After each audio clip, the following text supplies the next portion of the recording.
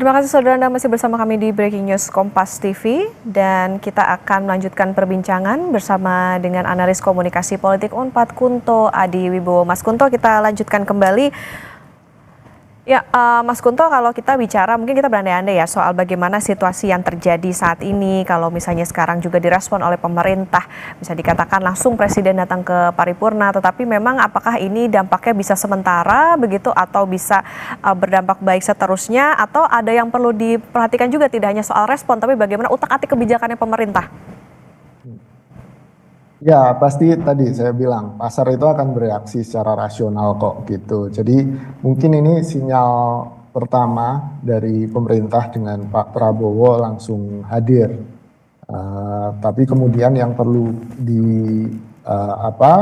digarisbawahi adalah bagaimana kemudian pasar melihat niatan baik dan pidato Pak Presiden ini secara langsung prakteknya di lapangan bagaimana gitu. Ini yang pasti akan ditunggu oleh pasar gitu. Semuanya ya kalau ngomong aja gampang kan gitu ya Mbak ya.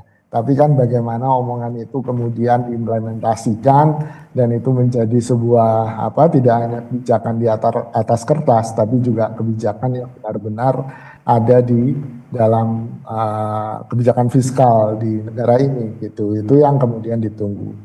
Salah satu sinyal baik lagi kan kemarin Pak Menteri Keuangan Pak Purbaya mengumumkan ada pemotongan kan, rencana akan ada pemotongan anggaran untuk MPG sebesar hampir 67 triliun, yang itu tentu direspon juga oleh pasar kan gitu. Salah satu mungkinnya dengan indeks harga saham gabungannya merangkak ke zona hijau gitu kan. Nah ini yang kemudian ditunggu apakah ini cuma janji belaka atau kemudian ada pemotongan selanjutnya atau kemudian justru balik lagi ke awal. Ini kan yang pasar pasti wait and see ini Mbak gitu, masih dalam kondisi wait and see karena tidak mungkin satu pidato bisa mengubah semuanya, itu akan sangat jarang. Tapi ketika pidato ini kemudian satu menginspirasi yang kemudian memaksa birokrasi di bawah Pak Presiden untuk bekerja dan mengimplementasikan policy-policy atau kebijakan Pak Presiden, saya yakin pasar juga akan merespon secara positif. Oke, nah itu tadi Mas Kunto, kalau kita melihat tadi juga sempat di berita Said Abdullah mengatakan ini kehadiran Presiden ini juga sekaligus untuk menjaga ketakutan rakyat atas ekonomi. Ini bisa dikatakan akan ditangkap hanya sebagai narasi ketenangan aja atau justru akan jadi berikutnya sinyal perubahan kebijakan yang nantinya akan misalnya diminta oleh Presiden Prabowo Subianto? Saya berharap yang kedua ya Mbak ya, ini jadi sinyal perubahan yang serius gitu, apalagi momentum kebangkitan nasional kan, dan ini pertama kali Presiden berpidato di rapat paripurna DPR. Tapi kan ya itu harapan saya sih berharap begitu. Cuman kan kalau kita lihat bagaimana kemarin muncul berita atau meme juga yang ketika Pak Presiden datang ke Koperasi Desa Merah Putih, situ harga gasnya 16.000, padahal kita tahu kalau kita beli gas langsung di toko hari ini sekarang nggak ada yang 16.000 Mbak gitu. Ini kan ada problem di birokrasinya Pak Presiden yang juga masih punya kultur ABS ya Mbak ya, asal Bapak senang. Ini bahaya kalau terus ada, jangan-jangan nanti Pak Presiden justru bikin policy-nya salah gitu, gara-gara informasi yang datang ke beliau juga dikaburkan atau berusaha ditutup-tutupi gitu. Jadi usaha menutupi ini tidak hanya dari pemerintah ke rakyatnya, tapi bahkan dari birokrasinya Pak Presiden ke Presiden sendiri. Nah ini kan jadi double ini masalahnya Mbak kalau menurut saya. Nah saya sih berharap itu hanya kasuistik, hanya terjadi kemarin. Dan saya berharap karena ini momentum yang harus dimanfaatkan dengan baik oleh pemerintahan Indonesia, kalau enggak susah lagi kita dapat momentum. Jangan sampai rupiah ke 17.845 kan, yang secara psikologis orang sudah ramai membicarakan ini di media sosial gitu. Oke, kalau berkaca dari yang itu Mas Kunto, artinya Mas Kunto sendiri melihat atau menganalisa sebetulnya komunikasi pemerintah ke masyarakat di situasi saat ini itu seperti apa sih Mas? Ya, komunikasi pemerintah ke masyarakat yang terjadi hari ini adalah komunikasi yang tadi berusaha menutup-nutupi supaya masyarakat nggak panik, kan gitu Mbak, ya kan? Dan makanya dihukum oleh pasar gitu, karena pasar menganggap ya kita bisa tahu kok gitu dari semua indikator ekonomi gitu, nggak usah ditutup-tutupin lah, bikin policy-nya yang masuk akal, bikin policy-nya yang memang merespon indikator-indikator itu yang pasar lakukan dengan cara menghukum dengan indeks harga saham terjun bebas, dolar tetap turun gitu kan, rupiah tetap turun ke dolar.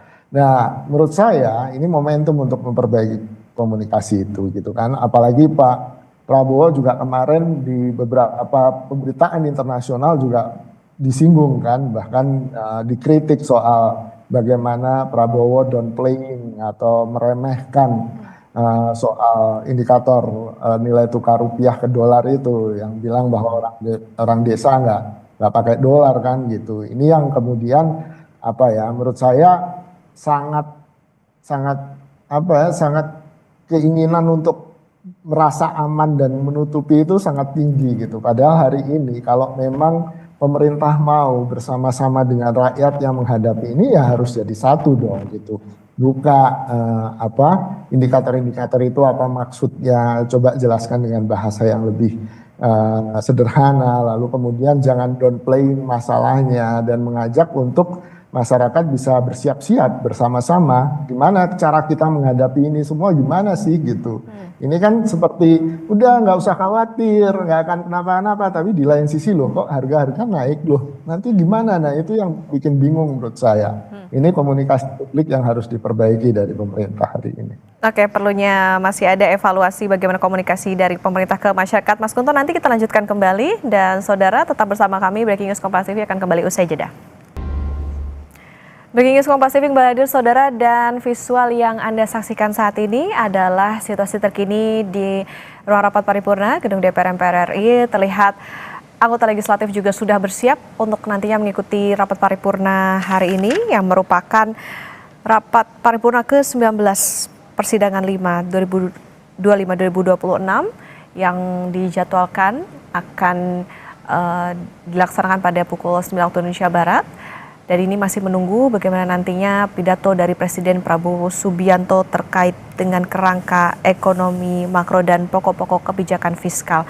Tadi juga sudah hadir Presiden Prabowo, Wakil Presiden Gibran Rakabuming Raka, kemudian juga didampingi oleh Ketua DPR RI Puan Maharani dan sejumlah Wakil Ketua DPR RI. Nantinya saudara ada beberapa hal yang akan disampaikan, termasuk juga tadi bagaimana penyampaian kerangka ekonomi makro dan pokok-pokok kebijakan fiskal RAPBN tahun anggaran 2027. Kemudian juga dalam rapat paripurna nantinya juga akan ada beberapa agenda lainnya, termasuk juga bagaimana prolegnas dan lain sebagainya. Dan kita akan melanjutkan kembali perbincangan bersama dengan analis komunikasi politik Unpad, Kunto Adi Wibowo. Mas Kunto, kita lanjutkan kembali. Menarik tadi Mas Kunto sempat menyebut soal bagaimana ABS begitu. Artinya butuh evaluasi seperti apa sebetulnya saat ini yang perlu dilakukan oleh pemerintah, terutama dalam tadi hal komunikasi politik ke masyarakat, supaya jangan sampai ini cuman membuat ketenangan sementara aja soal menghadapi situasi saat ini.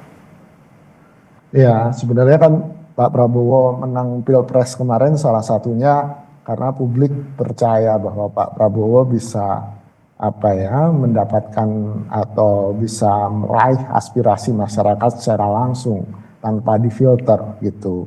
Masyarakat percaya atau pemilih percaya paling tidak Pak Prabowo bisa benar-benar mendengarkan apa yang jadi keluh kesah masyarakat. Tapi kan setelah Pak Prabowo jadi presiden, kondisinya mungkin agak bergeser gitu kan. Pak Prabowo lebih sering menghabiskan waktunya dengan kunjungan di luar negeri, lalu kemudian kemarin waktu Hari Buruh atau May Day juga terlihat Pak Prabowo beromantisme dengan gaya kampanyenya. Itu sebenarnya yang kita tunggu kan Mbak, bahwa Pak Prabowo nggak difilter oleh siapapun, oleh apapun tentang apa yang menjadi keluh kesah warga gitu. Dan ini yang menurut saya harusnya ya datang dari presiden sendiri, itu yang pertama. Lalu yang kedua, ada banyak sebenarnya kanal-kanal yang bisa diaktifasi kembali.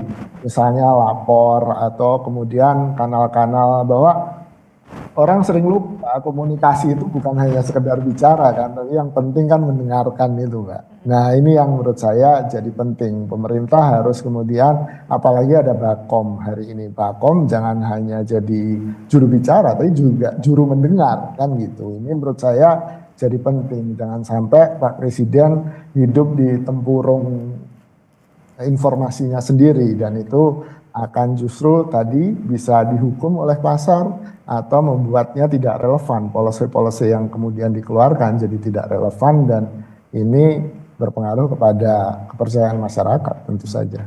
Atau justru Mas Kunto ini juga berhubungan dengan bagaimana pola masyarakat yang justru lebih suka hal-hal yang tidak substansial kah atau bagaimana Mas Kunto? Ya, pada intinya kan masyarakat atau kita sebagai orang biasa ya pengen hiburan lah, Mbak. Kan nggak mau stres-stres banget kan gitu. Itu udah dari sononya, itu udah cetakan kita memang begitu. Tapi dalam kondisi-kondisi krisis, kondisi-kondisi ketika kita merasakan bahaya, kenapa bad news itu selalu lebih menang, lebih dapat perhatian daripada good news? Karena secara evolusi manusia, secara psikologis, kita selalu ingin siap ketika ada bahaya itu datang kan gitu, ya kan? Kita nggak mau tiba-tiba diserang tanpa kita siap dulu. Makanya bad news itu akan punya derajat rasa penting yang lebih tinggi daripada good news gitu. Makanya nggak ada salahnya kok kemudian bilang bahwa kita harus hati-hati loh karena akan ada begini. Kita harus melakukan ini bersama. Menurut saya itu nggak ada salahnya daripada kita tetap meninabobokkan warga lalu kemudian seakan-akan semuanya baik-baik saja tapi tiba-tiba kondisinya sudah susah lagi untuk menyelamatkan diri, itu juga akan jadi panik yang berlebihan nanti justru gitu sih, Mbak. Oke, Mas Kunto, tadi juga sempat disebut soal bagaimana kunjungan Presiden ke beberapa negara yang kita tahu beberapa waktu ini, itu seberapa berdampak sih Mas sebetulnya kepada bagaimana situasi yang terjadi di domestik kita, di negara kita? Ya, sebenarnya kan alasan Pak Prabowo sebagai presiden mengunjungi banyak negara, salah satunya kan ingin menarik investasi ke Indonesia. Itu kan salah satu yang terpenting ya, terutama soal MBG, soal program-program besar beliau yang beliau udah janjikan waktu kampanye itu bisa terlaksana. Tapi saya nggak tahu tuh bagaimana realisasinya. Itu apakah investasinya tetap datang, tapi kalau melihat dari IHSG-nya kan tampaknya yang terjadi justru hampir kebalikannya kan, capital flight dari awal tahun 2026 indeksnya di 9 ribuan, sekarang di 6 ribuan, 6.300 sekian gitu. Jadi menurut saya ini juga perlu dievaluasi apakah memang apa yang dilakukan oleh Presiden dengan berkunjung ke luar negeri, dengan kemudian menawarkan investasi itu sudah sesuai KPI-nya belum gitu. Kalau belum, apa yang perlu diperbaiki dari situ. Lalu kemudian yang juga menarik adalah apa sih sebenarnya faktor-faktor yang menyebabkan capital flight dari Indonesia. Nah itu menurut saya ahli ekonominya juga pinter-pinter kok Mbak di Indonesia gitu kan. Saya bukan ahli ekonomi, jadi menurut saya nggak, bukan dalam kapasitas saya untuk menjawab hal ini gitu. Oke. Lantas Mas Kunto, itu tadi yang bisa dilakukan oleh pemerintah. Harus ada evaluasi juga soal bagaimana komunikasi politik mereka. Yang bisa dilakukan masyarakat saat ini di tengah situasi seperti ini, apa Mas Kunto? Ya tetap sabar.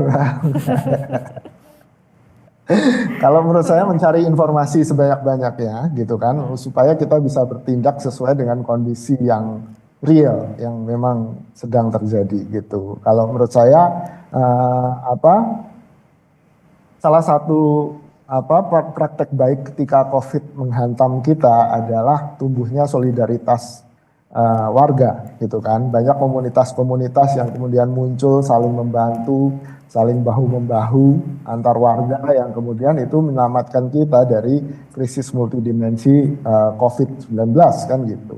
Nah, menurut saya ini yang juga harus mulai dibangun dari sekarang, bahwa ya yang paling berpengaruh ke kita ya komunitas kecil di sekitar kita ini gitu. Kalau kita nggak sanggup untuk memperbaiki negara, ya paling tidak kita masih bisa bertahan dengan sesama tetangga kita gitu. Itu menurut saya yang perlu dibangun sih dari sekarang gitu.